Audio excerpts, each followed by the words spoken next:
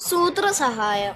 നിങ്ങളുടെ പ്രശ്നങ്ങൾക്ക് ഇന്ന് സൂത്രൻ പരിഹാരം പറഞ്ഞു തന്ന് സഹായിക്കുന്നു. ഫീസ് 3 മുട്ട. സൂത്രൻ ചേട്ടൻ സഹായം തുടങ്ങിയെന്ന് കേട്ടല്ലോ. അതെ അതെ, നിന്റെ പ്രശ്നം പറ, സൂത്രൻ സഹായിക്കും. 3 മുട്ടയാ ഫീസ്. തൽക്കാലം പ്രശ്നമില്ല, പ്രശ്നം വരുമ്പോ വരാം. വെറുതെ കൊതിച്ചു. ചേട്ടാ, ഒരു പ്രശ്നമുണ്ട്. എന്നെ ലൈറ്റിലേക്ക് നോക്കുമ്പോ തലവേദന. ലൈറ്റോ? ഏത് ലൈറ്റ്? സൂര്യന്റെ ലൈറ്റില്ലേ, അത്. ഓ, വെയില്. ഈ ടൈപ്പ് അസുഖം ഇവിടെ എടുക്കില്ല. പോയി മൂങ്ങ വൈദ്യരെ. അല്ല, എടുക്കും. ഇവിടെ എടുക്കും. എടോ, കിട്ടുന്ന ഫീസ് തട്ടിക്കളയല്ലേ. അനിയനോട് എല്ലാ ദിവസവും പകൽ കുറച്ചു നേരം ഇരുട്ടത്ത് ഇരിക്കാൻ പറ. ഇരുട്ടത്തോ? അതെന്നേ, നല്ല മാളത്തിലോ തുളയ്ക്കകത്തോ പോയി ഇരുന്നാൽ മതി. മോളമുണ്ടാക്കി തരണമെങ്കിൽ സൂത്രൻ സഹായിക്കും. ഫീസ് 3 മുട്ട. ഒരു സഹായം വേണം. ഒരു മരുന്ന് സൂക്ഷിക്കാനുണ്ട്. 6 മാസം വേണം. മാസമാണോ സഹായമാണോ വേണ്ടത്? ടൈറ്റായി അടച്ചു സൂക്ഷിക്കണം. അതിനൊരു സൂത്രമാ വേണ്ടത്.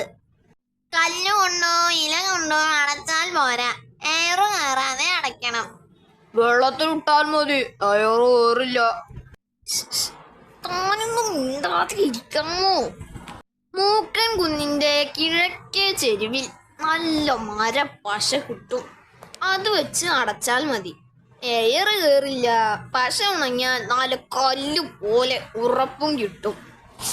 ഇപ്പൊ തന്നെ അടയ്ക്കാം. ഹിഹി, 3 6 മുട്ട.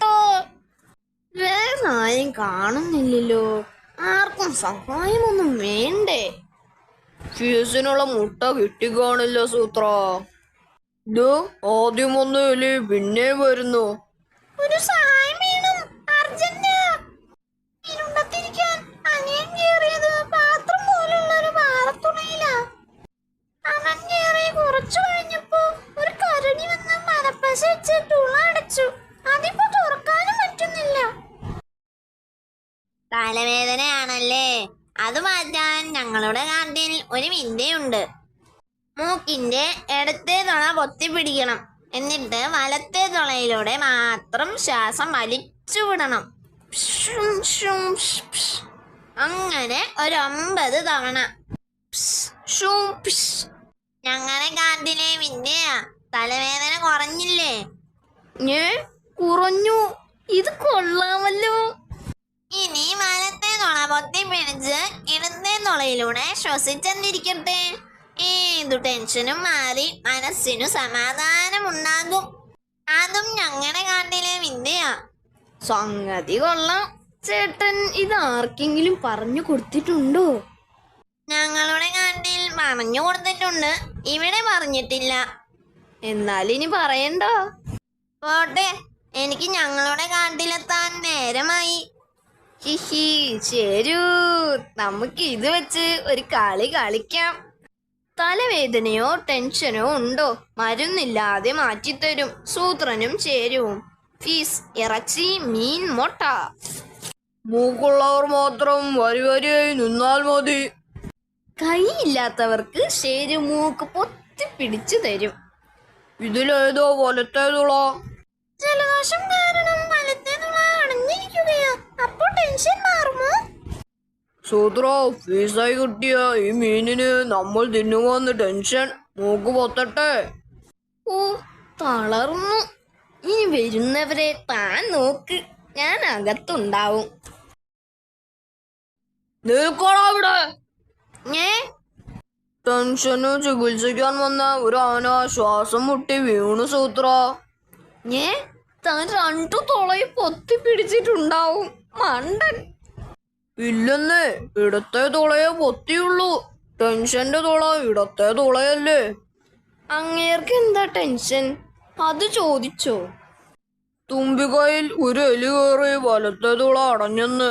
അതാ മൂപ്പർക്ക് ടെൻഷൻ. അവന്റെ ഒരു ചികിത്സ തുറക്കടാ കുള. എത്ര നേരമായി കളിക്കുന്നു? കുട്ടികളായാൽ കളി മാത്രം പോരാ, കാര്യങ്ങൾ കണ്ടു മനസ്സിലാക്കണം. അതിന് ഇടയ്ക്കിടയ്ക്ക് ചുറ്റും നടന്ന പുതിയ കാര്യങ്ങൾ കണ്ടുപിടിക്കണം. അങ്ങനെ സ്വയം കണ്ടുപിടിച്ചാലേ കുട്ടികൾ മിടുക്കരായി വളരൂ.